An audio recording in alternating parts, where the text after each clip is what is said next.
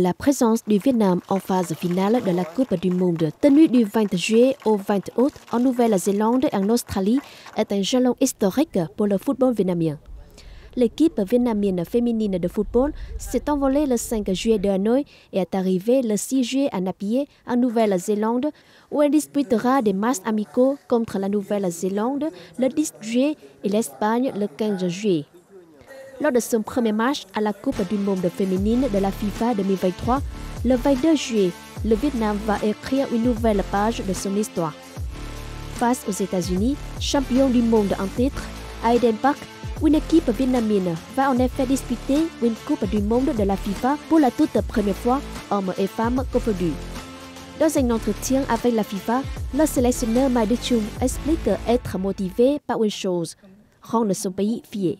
Les joueuses vietnamiennes vont se préparer pour être à leur meilleur niveau d'un point de vue physique. Elles vont aussi réfléchir à notre système tactique pour qu'il soit au point à chaque match.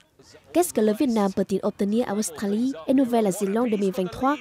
Selon Mai Đức-Chung, sa sélection ne se fixe pas d'ambition démesurée, mais elle souhaite sortir de ce tournoi en ayant appris beaucoup de choses.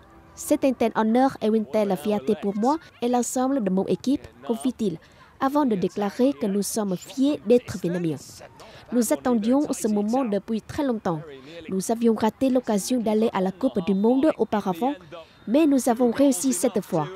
Notre rêve est devenu réalité.